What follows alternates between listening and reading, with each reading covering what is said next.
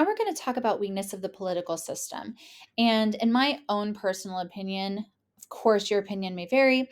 This factor and economic factors are the two biggest reasons, the two biggest conditions that enabled Hitler to rise to power. However, you are more than welcome to disagree with me on this. I would encourage you to do so if the evidence supports that. But we're going to talk about how the German government was weak and what the effects of that were. So, this is a basic little timeline of how Germany went from having a Kaiser, having a monarchy, to being a democracy. NA here stands for National Assembly. SPD stands for the Socialist Party of Germany. And so, one of the very first things that happens in the aftermath of World War I, actually, really even before the German surrender in November 1918, you have the Kaiser abdicating his throne. He's convinced he can no longer retain power. And then you have the armistice signed after that. Almost immediately, you have elections that are held to create a new government. This government cannot meet in the capital, Berlin. They have to meet in this smaller town called Weimar because there's so much violence in the city of Berlin. That's why it's called the Weimar Republic. So, almost immediately, this government is deeply opposed by a lot of people in Germany. They view this as a revolution from above, a government that is forced on the people who do not really want it. This is only made worse by the fact that a lot of Germans view this new democratic government as being the government that lost World War I. That's not true. It's not accurate, but that doesn't change how people feel. This only gets worse. This hostility towards the government only gets worse when this new government in the following summer is forced to sign the Treaty of Versailles basically at gunpoint. They try not to. Several leaders in the government resign rather than signing this treaty. But ultimately, the Allies say, look, if you don't sign this, war's back on. We're sending troops into Germany and you're not going to like it. So they're forced to sign it. But the German people view the treaty as the diktat, as this like dictated piece, and they hate the government that agrees to it. So from the very, very beginning, there's a lot of hostility in the country towards this government, which of course is not going to give it a ton of legitimacy. However, to understand the rest of why this government was so weak, we have to understand its key components. Here, I mean, there's much more to the Weimar Constitution than this, but these are the relevant parts that they're going to come back up later. One of the biggest aspects of the weaknesses of this government is the fact that it has proportional representation. So you have many, many, many parties, political parties in Germany. And every time there is an election in the Reichstag, people vote for a party. The percentages of those electoral results are divided up, and seats are allocated in the Reichstag based on the percentage of votes that party received. You never will get one party having 50.1% of the vote. Even in 1933, when Hitler basically controls all aspects of the government and deeply rigs the election, he only gets up to like 44% of the vote. So there's no hope for single party rule in the Weimar Republic. Parties must form coalitions to get over that 50.1% to get anything done, which means that it's really hard to get things done because it's hard for one party to agree on policies, let alone to get your party to agree on a policy and then get multiple other parties to agree on enough of a compromise on policy that you can pass laws. Very little actually gets done the normal legislative way in the Reichstag just because it is so hard for these governments to form effective coalitions. The other aspect of this government that's going to cause a lot of weaknesses is Article 48. This is an emergency powers article that says, if the president views it as necessary, he can basically just go over the Reichstag and work kind of like a dictator. He can get stuff done without anyone else really necessarily coming along and agreeing. And this will actually help Germany a lot in the Great Depression because President Hindenburg is able to get some relief to the people when the Reichstag is unable to get anything done.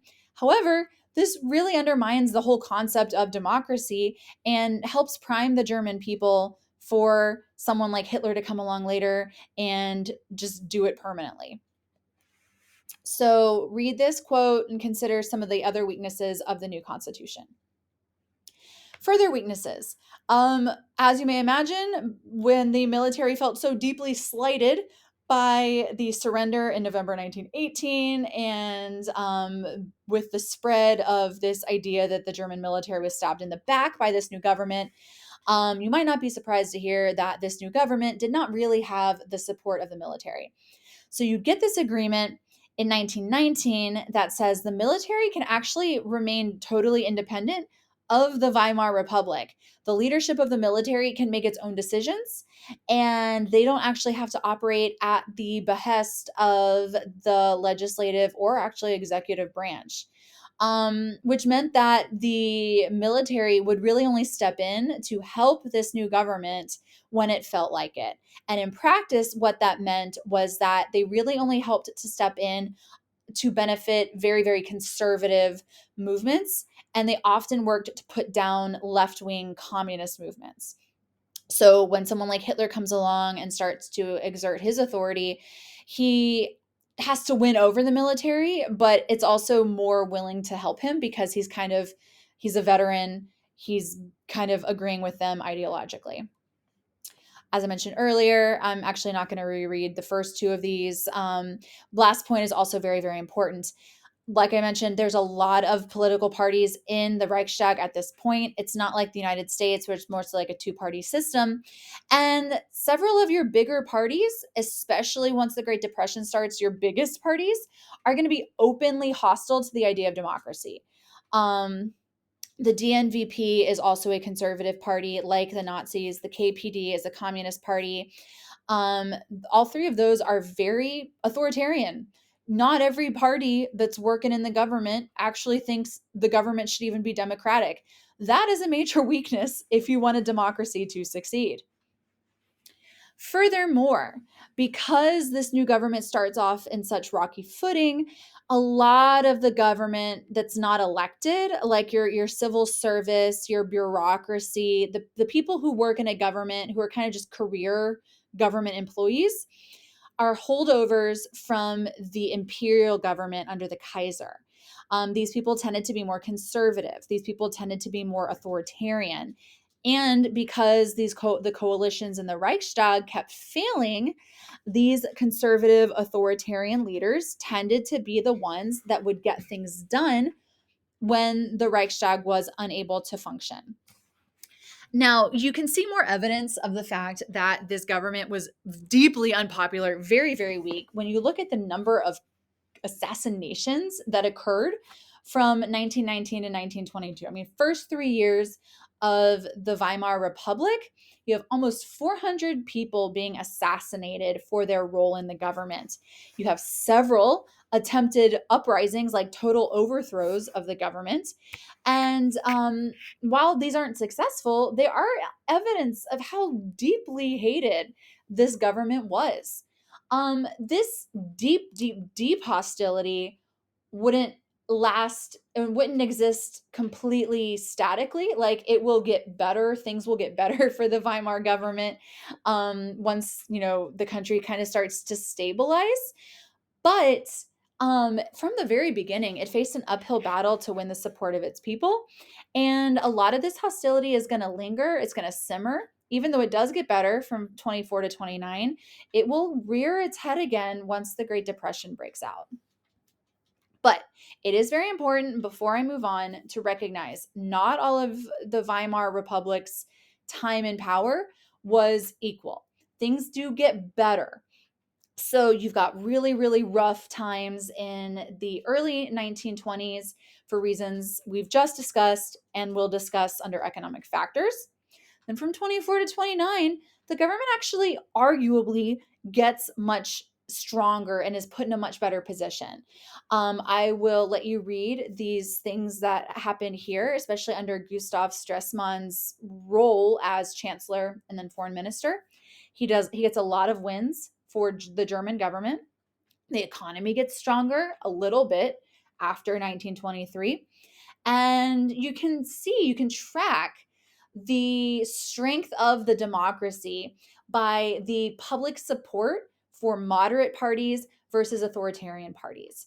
From 24 to 29, there's very, very, very little support for authoritarian parties like the communists or the Nazis. They're almost completely eradicated politically, almost getting no seats in the Reichstag. The center leaning parties, the more moderate parties, are going to have a lot more support. And that's what a democracy really needs to thrive. You need those moderate parties who are more able to make compromise, more able to reach across the aisle. And so the support for those parties does suggest that, this time period in the middle was a little bit better. So if you're going to write an essay about political weaknesses, you really do need to recognize and acknowledge that.